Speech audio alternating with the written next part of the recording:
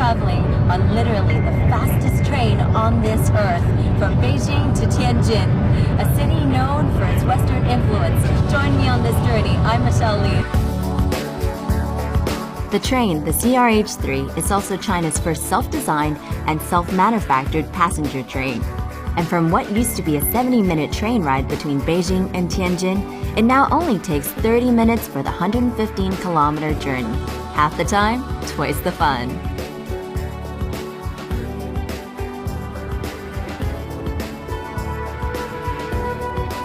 And I've arrived in Tianjin City! That was probably the quickest journey I've ever taken. But now it's time to explore. Onward!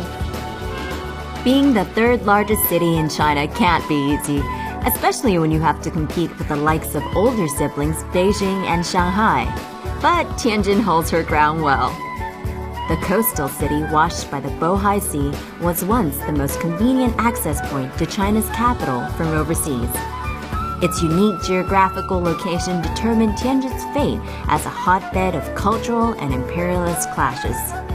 Now, I've read a fair bit about the city being an open museum, with its rich legacies of the different societies that once laid claim to its port. And on my way there, I'm charged with curiosity, wondering how accurate the picture I'd painted of the city in my mind's eye from the various historical snippets I'd read was.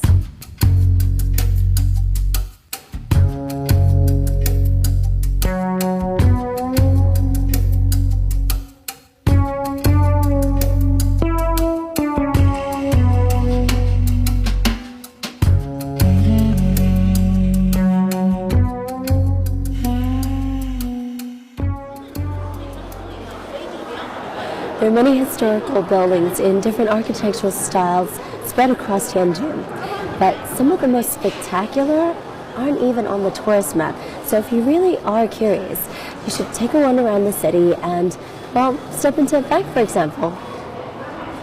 Tianjin was one of the earliest cities in China to open up to foreign businesses after the Opium War.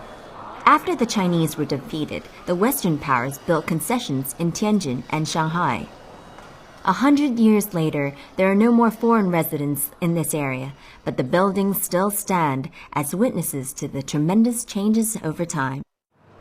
The old Western-style buildings spread across the city tend to throw me a little. It's almost as if I'm in China at moments and then transported to different parts of Europe all in one day. Banks, steam engines, cement, modern science. 150 years ago, the Tianjin locals were shocked by the advances coming from the outside world. Wow. At the same time, they were quick to realize that they had to keep up with the rest of the world. Some of the historic buildings are still being used in the same way they were in the past. This, for example, was once a British college, and it's now being used as a Chinese school.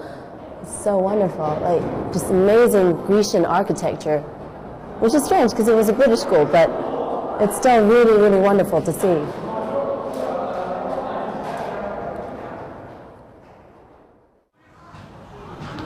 While watching these young Chinese students playing basketball, I can almost imagine the Victorian period students on the same field, enjoying a different sport perhaps, but showing the same enthusiasm.